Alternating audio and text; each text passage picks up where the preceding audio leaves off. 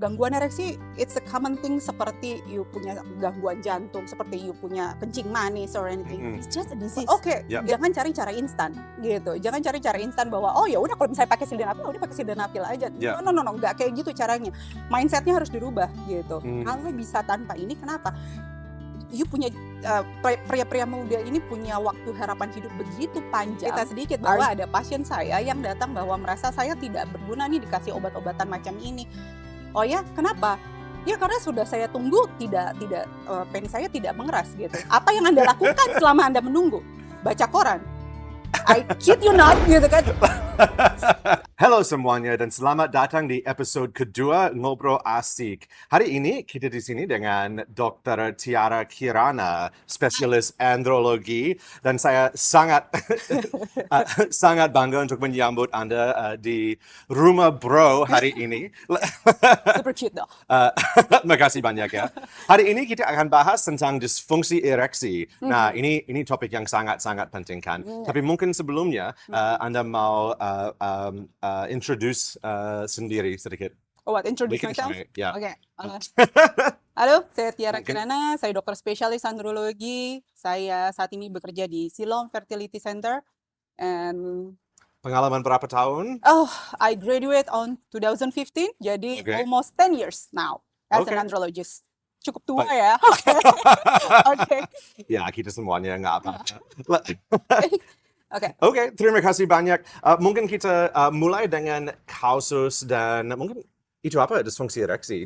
Penting untuk mengerti sebelumnya kan. Oke, disfungsi ereksi ini adalah satu permasalahan pria yang sangat common dan tapi sangat jarang dibicarakan dan suka salah persepsi. Oke, so kalau misalnya Anda berhubungan seksual, terus kemudian and then you just finish in the middle. Finish in the middle, terus banyak orang kalau misalnya berhenti di tengah-tengah atau sebelum wanitanya mencapai orgasme, banyak yang berpikir, oh ya berarti saya juga disfungsi ereksi, ini saya udah selesai duluan, gitu. But the problem is, if you get ejaculate, it means that you have premature ejaculation. Jadi bukan disfungsi ereksi. Dan disitulah banyak orang juga bahkan di situ aja mereka punya salah persepsi. So, disfungsi ereksi intinya adalah ketidakmampuan untuk memulai, mempertahankan atau mempertahankan ereksi sampai yang diinginkan. Itu dulu. Gitu. Dan pada saat itu permasalahan itu sudah menimbulkan keluhan untuk yang melakukan dan keluhan juga kepada pasangan. Jadi harus selalu ingat, gangguan itu harus selalu ada keluhan juga dari pasangannya juga bahwa itu tidak memuaskan. That's it. Itu yang namanya disfungsi ereksi. Menarik sih karena tadi Anda bilang bahwa ini nggak bisa menahankan ereksi sampai yang diinginkan. Jadi bagaimana? Mungkin ada yang mau diinginkan beberapa jam kan? That's it. Itu yang pada akhirnya harus balik lagi ke persepsi. Pada saat orang penetrasi, it's most likely sebenarnya rata-rata cuma sekitar 5-7 menit. So, it's sebenarnya bertahan aja itu cukup gitu kan 5-7 menit. Tapi pada saat tengah jalan terus tiba-tiba lemas, bukan ejakulasi ya, tapi tiba-tiba lemas, itu adalah masalah. Gitu. Nah, masalah dari gangguan ereksi itu ada berbagai macam penyebabnya yang nanti akan kita bahas. Gitu. Tapi poin utamanya adalah harus tahu dulu, jangan, oh saya ingin bertahan sampai 30 menit. It doesn't make any sense. Gitu. Jadi harus tahu dulu, karena yang biasanya orang kita tahu adalah dari film-film, blue film, dan kalau misalnya untuk memuaskan harus 30 menit. They forget about foreplay. Gitu. They forget about bagaimana bahwa wanita pasangannya itu memiliki titik-titik untuk terangsang untuk sampai orgasme. Dia only mementingkan bahwa yang penting saya bertahan lama berarti saya bisa memuaskan. No, it's not. Beberapa menit. It's more important. Pokoknya harus penisnya besar, kemudian harus bisa bertahan lama. Itu yang pasti bisa memuaskan. No, you're not. Teknik is more important. Betul. Itu yang harus penting. It's what you do with it. Dan juga kita di Bro seringkali ada banyak pertanyaan dari pasien Bro tentang putaran kedua. Mungkin Iya, Oke. mungkin ada orang yang bisa menahankan sampai selesai Oke. satu kali, Mhm. tapi mungkin 5 menit kemudian atau 10 menit Oke. kemudian Mhm. mereka mau mulai putaran kedua, Oke. tapi susah banget. Oke. Ini disfungsi ereksi atau tidak? Oke, jadi siklusnya untuk ereksi untuk pria itu emang ada yang namanya fase refraktori. Fase refraktori itu adalah pada saat setelah you get ejaculate, setelah you orgasm gitu, Mm-mm. ada fase titik yang dirimu laki-laki itu tidak bisa dibangkitkan lagi. Ya. Tidak bisa dibangkitkan lagi. Whatever, mau dirangsang kek, mau terangsang kek, seperti itu, dia nggak bisa dibangkitkan lagi. It's refractory phase. Tapi pada saat Anda semakin tua, masa refraktori itu akan semakin lama, Mm. gitu. So it's normal. Mm-mm. Emang nggak bisa dibangkitkan lagi. So it's not erectile Ya. dysfunction. It's not erectile Oke, dysfunction. tapi refractory phase biasanya berapa menit, berapa jam? It's Aku nggak tahu. depend on people. Tapi Oke. like 20 menit, 30 menit, it's Oke. still okay gitu kan. Tapi ya memang pada masa semakin tua itu akan semakin panjang gitu. So memang aging itu memang akan memegang peranan. So Mm-mm. you are okay gitu. Oke. Tapi yang harus diingat bahwa putaran kedua sebenarnya sangat membantu pada orang-orang dengan ejakulasi dini. Jadi malah membantu untuk premature ejaculation. Kenapa? Oke. Karena pada saat orang ejakulasi dini, pada saat putaran kedua, rangsangannya sudah berkurang, so it will help pada saat yang putaran yang kedua, ejakulasinya biasanya jauh lebih aman gitu, jadi jauh lebih lama. So Okay. it's a technique for Okay. you if you have premature ejaculation, you can have like a second round, or even if you can masturbate before, and then you can have untuk pada saat berhubungan dengan wanitanya. That's it. Oke. Hmm. Oke. Nah. Baik sekali. Mungkin pertanyaan kedua, apa saja faktor-faktor yang menyebabkan disfungsi ereksi Disfungsi biasanya? ereksi. Oke. So, pertama kita harus tahu dulu, disfungsi ereksi itu sebenarnya ada 3 sih. Oke. Gitu. Pertama, psikologis, di Oke. mana ya emang you stress dan lain-lain seperti itu, pikiran lah. Kemudian ada yang organik. Organik berarti adalah dari dalam tubuh. Dari dalam tubuh kalau misalnya ada permasalahan, you kayak punya hormonal, you punya permasalahan dari kardiovaskular, maksudnya dari pembuluh darah, ada pembuluh darahnya, ada aterosklerosis, kekakuan dari pembuluh darah gitu, kayak you hipertensi dan lain-lain, itu biasanya ada diabetes dan lain-lain, itu biasanya sangat mengganggu pembuluh darah kecil, yang dimana gangguan ereksi bisa menjadi simptom pertamanya. Gitu. Nah, itu yang organik. Terus tapi yang ada yang psikologis yang tadi Ai bilang itu adalah seperti kalau misalnya stress, anxiety, or even hubungan yang tidak baik dengan pasangan, itu jangan disepelekan. If you hate someone that you're having sex, itu biasanya agak susah juga ya, gitu. Jadi faktor psikologis itu sangat penting. Atau yang ketiga itu sebenarnya mix of both gitu. Jadi campuran dari psikologis ataupun dari yang organiknya. Oke. Gitu. Mana yang paling sering? Yang paling sering, mostly yang datang ke saya adalah kalau misalnya memang yang pria muda, mostly itu adalah psikologis. Oke. Bagaimana saya bisa tahu? Biasanya yang saya bisa dari diagnosa, paling awal itu adalah kejadiannya selalu mendadak, psikologis. Ini suddenly saya ingat sebulan yang lalu saya ada gangguan ereksi. Momennya pada saat itu mereka bisa ingat secara persis kapan mereka gangguan ereksi. Karena itu begitu traumatis ya buat mereka, sehingga pada saat mereka mau berhubungan lagi, mereka terlalu khawatir. Sehingga jadi biasanya itu akan berurutan seperti efek bola salju. Akhirnya makin lama makin besar dan akhirnya mereka tidak mau lagi berhubungan. Akhirnya gangguan ereksinya jadi sangat besar. Tapi ada juga yang kalau misalnya organik, mostly biasanya ada faktor risiko emang dari usia, terus kemudian pelan-pelan makin lama makin parah. Dan yang paling sangat dominan adalah you get loss of your morning erection. Hilang tuh ereksi paginya gitu. You don't remember kapan ya morning erectionnya ya gitu. Itu udah mulai campuran organiknya bahwa are you getting worried? Tapi masalahnya disitulah kalau misalnya memang benar-benar I said your underdeal adalah permasalahan penisnya, berarti sudah mulai ada problem serius kalau misalnya morning erectionnya sudah mulai ada masalah. Oke. Gitu. So itu sangat penting untuk memantau. Oke, saya ada ereksi. Harus tiap hari nggak sih? Enggak. Ereksi pagi tidak harus tiap hari. Ereksi pagi pada saat you terlalu lelah, you terlalu capek dan tidak mencapai fase non rapid eye movement, jadi nggak dalam banget tidurnya, itu kadang nggak tercapai juga itu morning erection. Gitu. Jadi sesekali you hilang dari si morning erection it's okay. Tapi if you forget kapan ya dapat morning erection lagi, oke, that's maybe a problem. Itu ada saatnya untuk mencari bantuan profesional. Wow, menarik sih. Ya, aku baru tahu karena pertanyaan ketiga adalah gejala awal yang sering diabaikan. Jadi ini penting. Kalau hilang morning erection, ya mungkin itu waktu untuk konsultasi profesional. Ada gejala awal lain yang harus diingati atau? Mulai menurun gairah itu biasanya juga sudah mulai. Kalau menurun gairah itu lebih ke arah penurunan hormon testosteron itu juga. Cuman ya itu dia, morning disfungsi ereksi akan tergantung dari penyebabnya itu sendiri.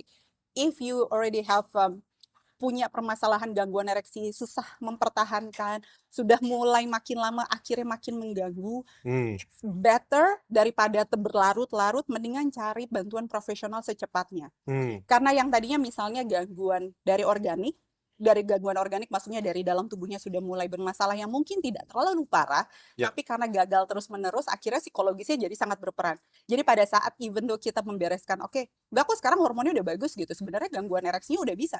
Cuman pada saat karena dia traumatis gitu, pada saat berhubungan akhirnya tetap tidak bisa berhubungan karena gangguan psikologis yang akhirnya jadi terlalu bermasalah. Gitu. Tapi itu juga, dan ada permasalahan biasanya akhirnya sudah bermasalah dengan pasangannya. Akhirnya jadi mulai faktor istilahnya berantem dengan pasangan dan lain-lain, akhirnya jadi makin memperparah gangguan ereksinya. Yang organik akhirnya menjadi psikologis.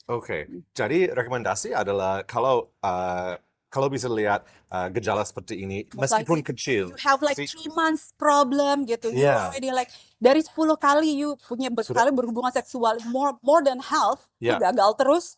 Maybe konsultasi just in case gitu kan. Jadi cari tahu secepatnya. In case kalau itu is just psikologis, it's better bahwa dapat konfirmasi you're okay. Tapi kalau misalnya organik, let's fix it. Gitu. Wow, baik sekali.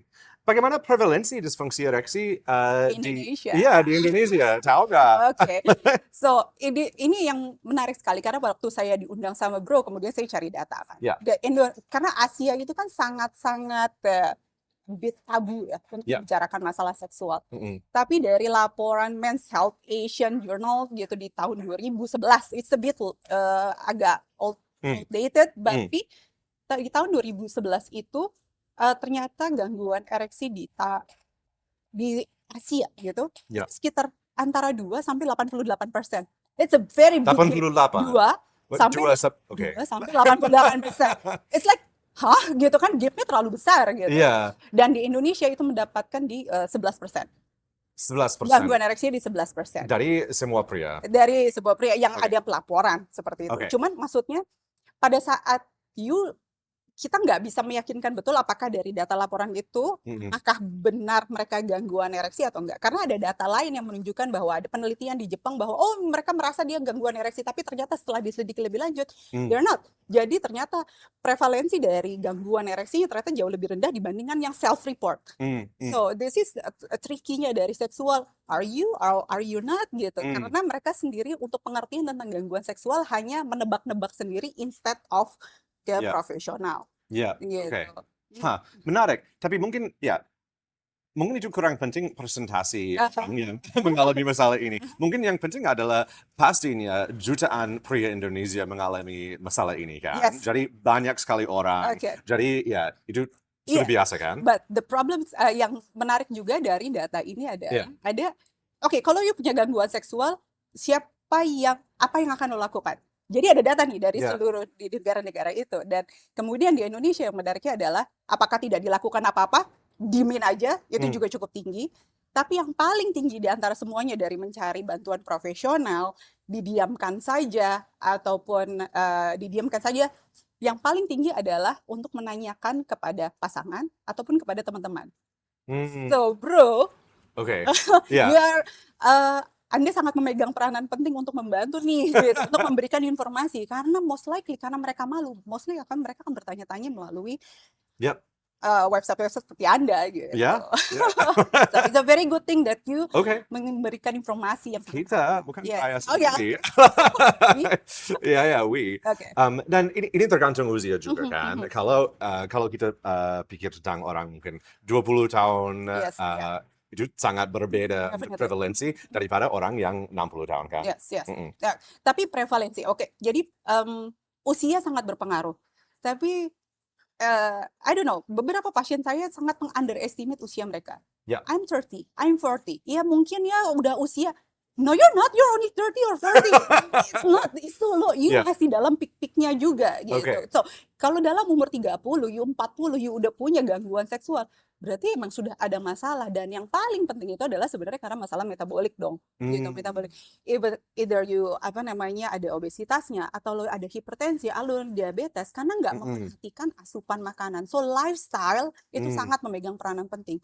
If you have a very healthy lifestyle, most likely adalah pada saat even though you're 60, 70, 80, okay, 80 is a bit too much, but 70s, you still, biasanya pria masih bisa memiliki kehidupan seksual yang sangat bagus.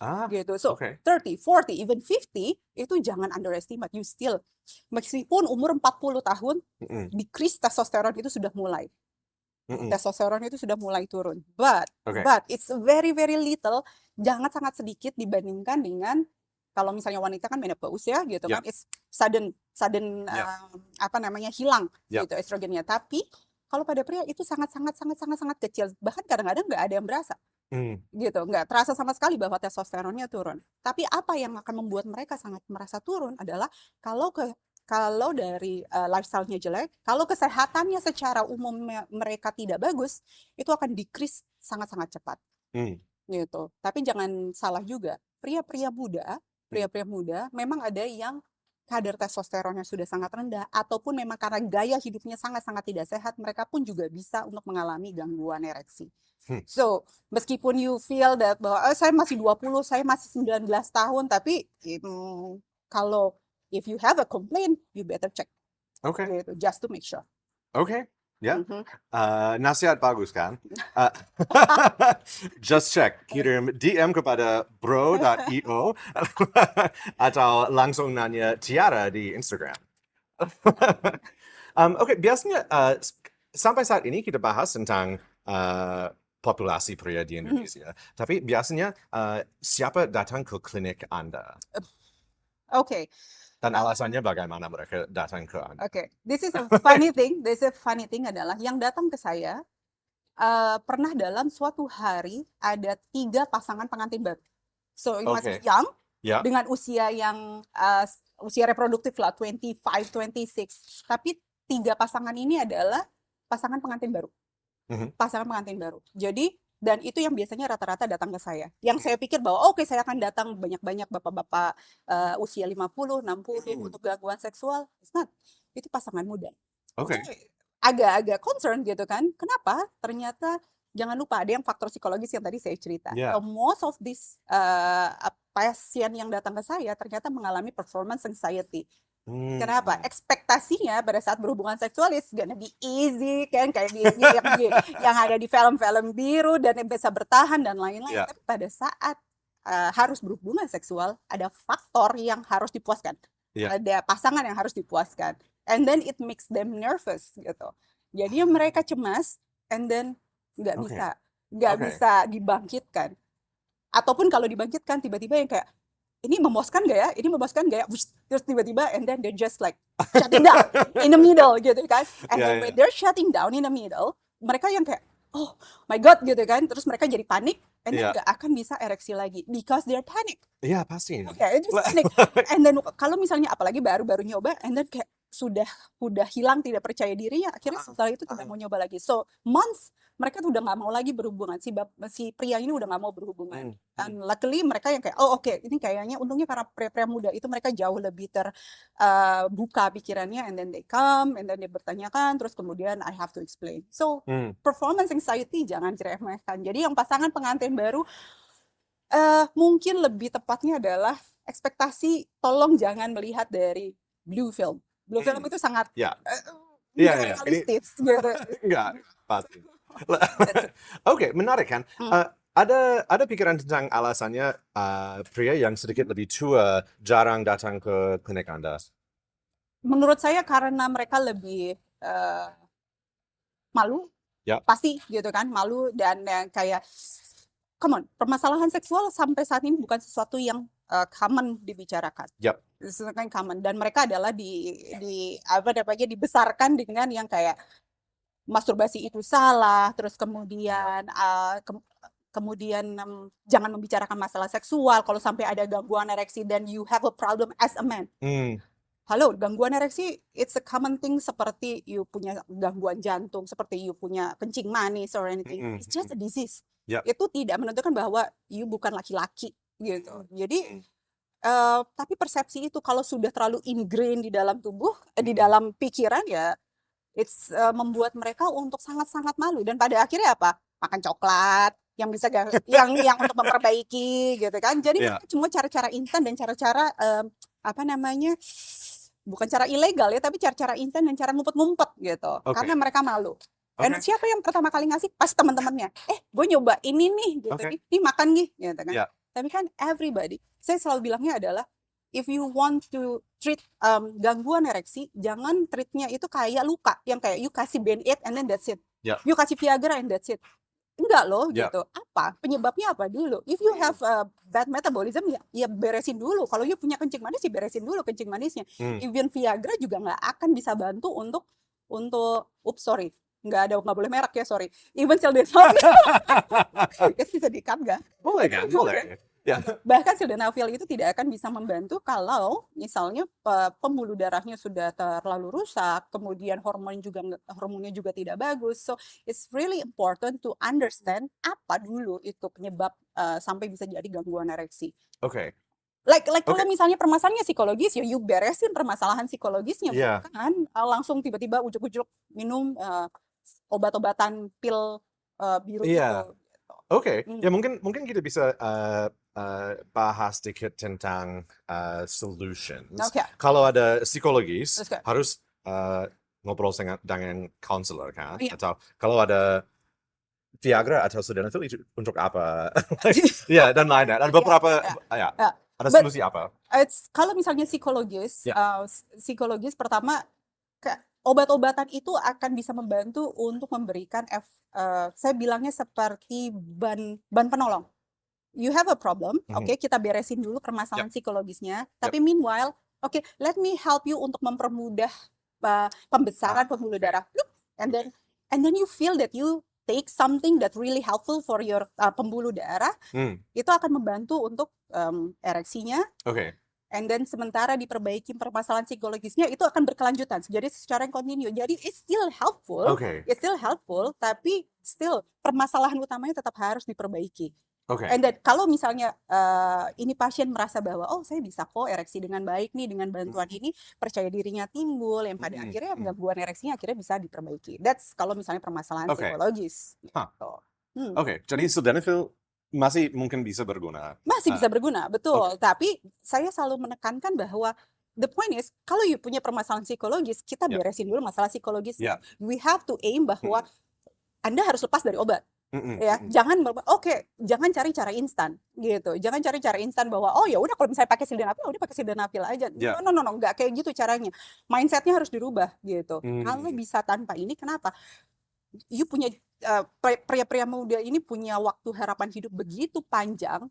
Are you berpikir bahwa dalam setiap saat mau berhubungan harus depend on obat-obatan seperti ini? Gitu. It doesn't make any sense gitu kan. Jadi healthy lifestyle, kalau permasalahan psikologis beresin dulu masalah psikologisnya, and then in the meantime if you need it ya udah pakai aja, tapi habis itu setelah itu that's it.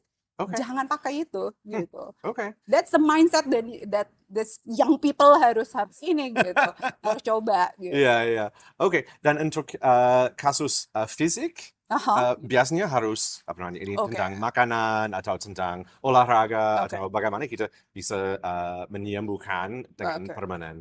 Kalau misalnya untuk yang dari lifestyle, it's definitely beresin dulu, lifestyle-nya. Tapi sometimes people datang dengan gangguan ereksi memang udah terlambat.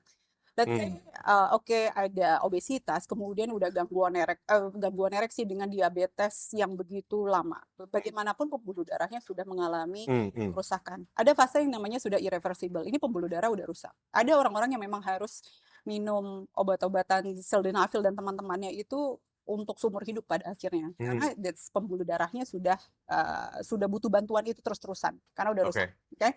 Jadi langkah awalnya semakin cepat kita tahu, perbaikan dari lifestyle yang masih bisa diketahui itu akan bisa diberesin. Tapi kedua, kemudian kan ada juga obat-obatan yang sebenarnya bisa membuat gangguan ereksi. Nah, kalau misalnya obat-obatan itu memang sudah dihentikan, kadang-kadang ada obat-obatan yang mau nggak mau memang harus diminum gitu kan. Tapi pada saat obat itu harus dihentikan, itu biasanya gangguan ereksinya sudah perbaikan lagi. Kemudian kalau misalnya yang hipertensi, kemudian yang kencing manis, beresin dulu hipertensi dan diabetes mellitusnya. Kalau misalnya pada akhirnya pembuluh darahnya itu masih bisa itu pada akhirnya obat-obatan sildenafil dan teman-temannya itu bisa di stop. Gitu.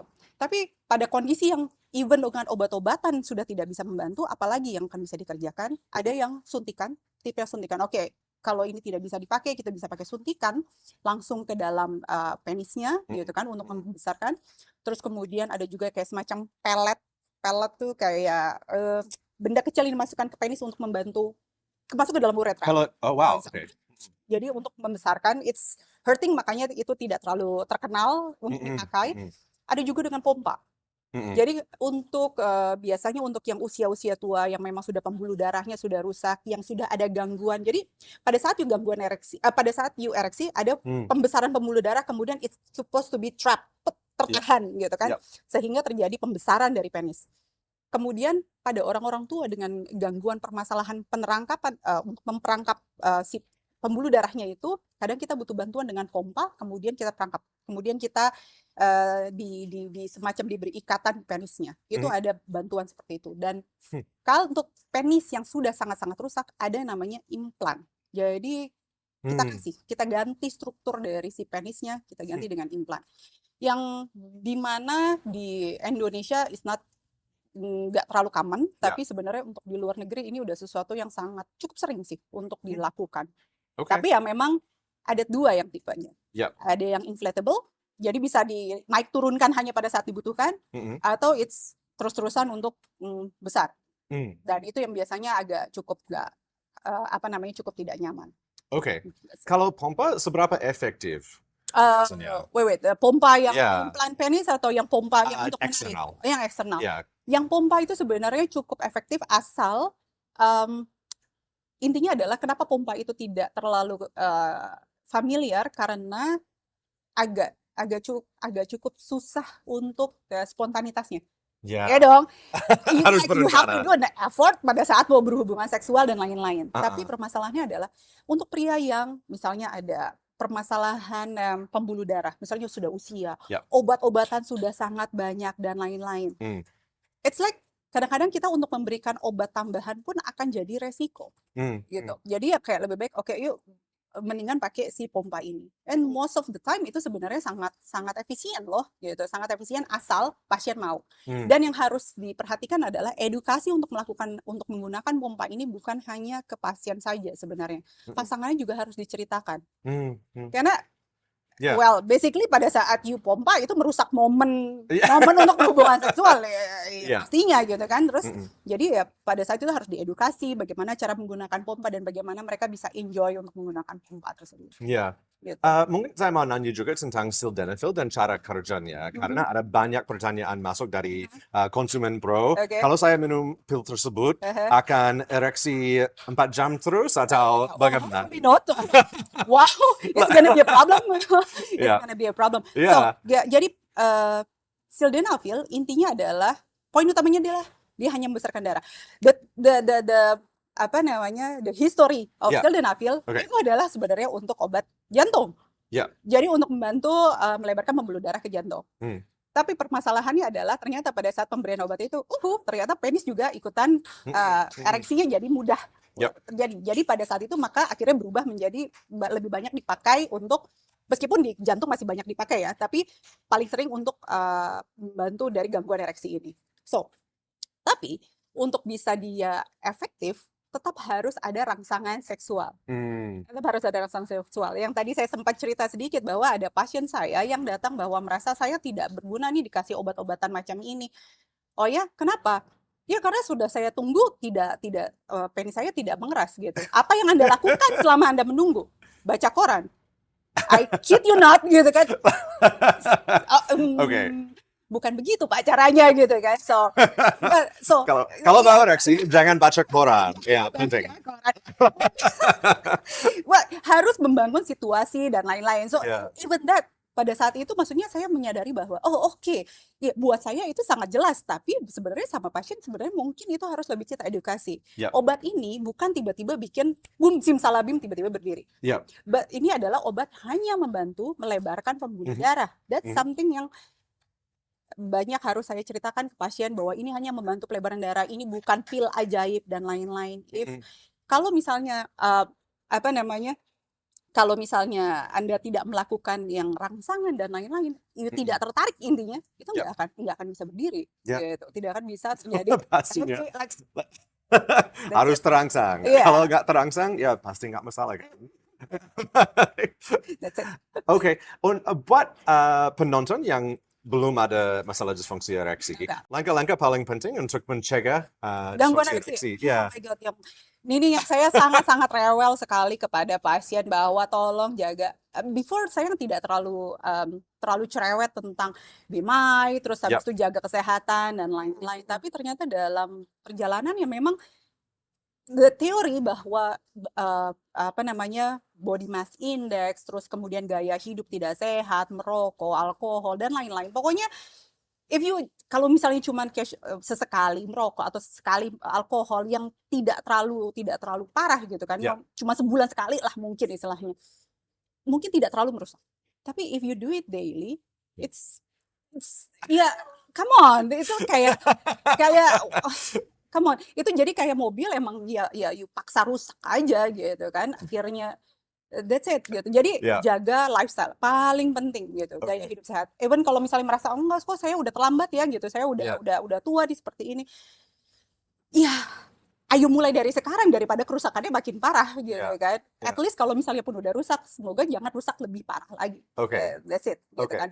Terus kemudian yang kedua, kalau misalnya memang sudah mulai ada gangguan, please jangan coba-coba dulu deh gitu. Jangan coba-coba untuk beli obat-obatan yang pasaran di mana-mana gitu, tanpa untuk tahu efeknya gitu. Karena mostly kalau misalnya yang di pasaran itu kita nggak tahu dosisnya berapa, kemudian efek sampingnya apa segala macam. Kan nggak tahu asli atau tidak juga. Nggak tahu asli atau tidaknya. Terus kemudian just don't gitu kan. Maksudnya udah begitu banyak informasi tersedia, sudah begitu banyak dokter yang mengerti juga. Come on.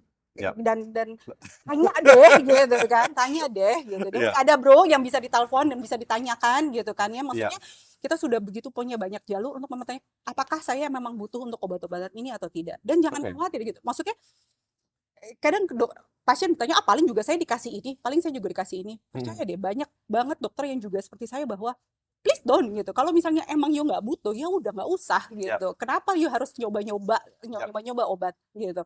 Kadang-kadang kan ada ya pria-pria iseng kayak, ternyata saya bisa. Ya of course you seperti pakai doping gitu kan. Tapi pakai doping untuk melebarkan pembuluh darah. Tapi pada akhirnya sebenarnya itu nggak perlu juga. You bisa-bisa aja kok untuk ereksi, untuk berhubungan gitu. So it's all sometimes itu banyak banget dari serba pikiran gitu kan. Tapi pikirannya kenapa sih bisa sampai kayak gitu? Because kita tidak ada informasi yang benar. Kebanyakan ngobrol sama orang, saing-saingan, oh ya saya bisa bertahan 1 jam 2 jam. Really? Maybe you have a problem kalau sampai 2 jam.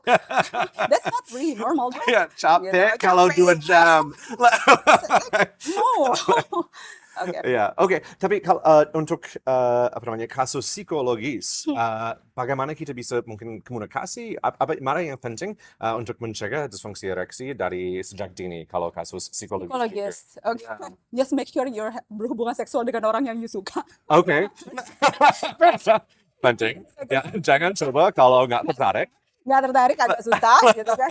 Terus kemudian kalau misalnya memang ada masalah sama pasangan, which is pasti akan terjadi, diselesaikan. Jadi kadang-kadang berantem biasa, tapi pada akhirnya itu sudah menjadi masalah yang cukup kronis, manusia bukan hewan, ada faktor psikologis yang sangat berperan di situ. Yep. So, if you yang tadi saya ngomong kayak bercanda gitu, nggak suka. Nggak, sebenarnya kalau you really hate someone yang Anda berhubungan seksual akan sangat-sangat susah gitu. Apalagi, dan saya suka ngomong sama pasangan nih, sama ibu-ibunya gitu. Yep. Pasangannya adalah, kalau ini ada pasangan Anda memiliki permasalahan ini, satu, jangan diketawain, dua, jangan dimarahin. Gitu kan, kadang-kadang gimana sih gitu kan. Dan yang ketiga, most likely it's not about you. Jadi kebanyakan wanita gitu kan, I know. Terus kebanyakan wanita adalah merasa, oh Anda udah gak tertarik lagi ya, lo gak bisa ereksi.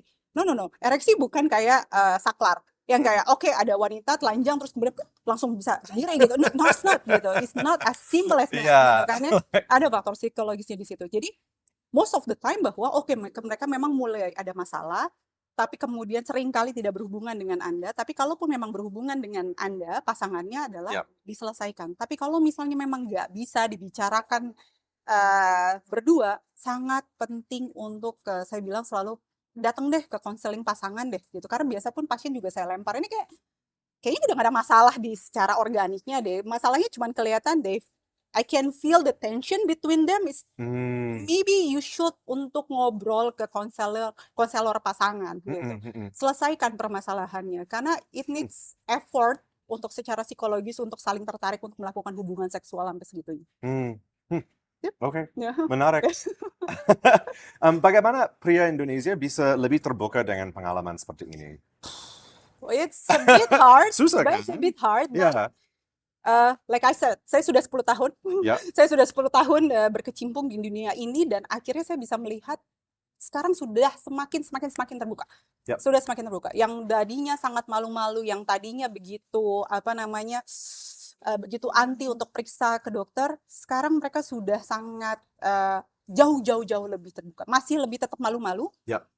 Tapi sekarang udah sangat-sangat terbuka. Jadi lebih ke arah mungkin awareness yang harus kita berikan. Saya sangat butuh bantuan Bro juga untuk memberikan awareness kepada masyarakat Indonesia bahwa gangguan ereksi itu jangan dibikin malu. Sekali lagi, gangguan ereksi sama pentingnya seperti yaitu dia tadi penyakit jantung, penyakit kencing manis. It's just cuma masalah kesehatan saja. Iya. Tidak mendefine bahwa you are a failed man. Like itu yang sekali lagi mindsetnya kayak gitu yang harus. Dan seperti dari data yang menunjukkan bahwa yang paling penting itu adalah dorongan dari pasangan. So kalau ada ibu-ibu yang nonton di sini gitu kan ya, biasanya mereka yang akan kayak cari dokter gitu. Jadi tolong ibu-ibunya instead of marahin atau instead of jadi sedih, lebih baik ayo ajak gitu. Bukan dipaksa ya, tapi lebih diarah diajak gitu kan ya untuk memeriksakan diri. Gitu. Baik, ada yang mau ditambah yang kita belum cover? Yang pasti untuk lebih ke penonton, masyarakat yang menyaksikan ini adalah jangan malu untuk permasalahan seksual, apapun itu. Permasalahan apapun sebenarnya bukan hanya seksual ya, apapun yang permasalahan berhubungan dengan pria sih. Like gangguan ereksi, ejakulasi dini, ataupun ada permasalahan seperti permasalahan infertilitas. Pria itu adalah salah satu golongan yang paling susah untuk mencari informasi ataupun datang untuk ke fasilitas kesehatan. Kayak merasa, ini ada penelitian bahwa pria itu nggak mau datang ke fasilitas kesehatan karena kurang takut dianggap tidak maco.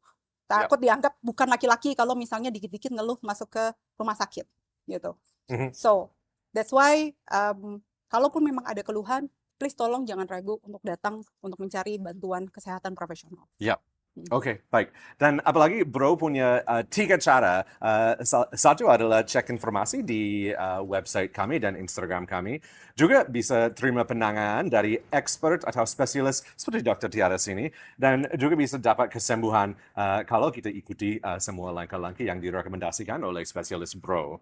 Dan khusus untuk Dr. Tiara, memang beliau bisa dikonsultasikan lewat Bro. Kalau ada masalah dengan disfungsi ereksi atau juga banyak masalah lain, silakan langsung hubungi Bro lewat WhatsApp atau DM Instagram dan kita bisa menjadwalkan konsultasi dengan spesialis Dr. Tiara sini.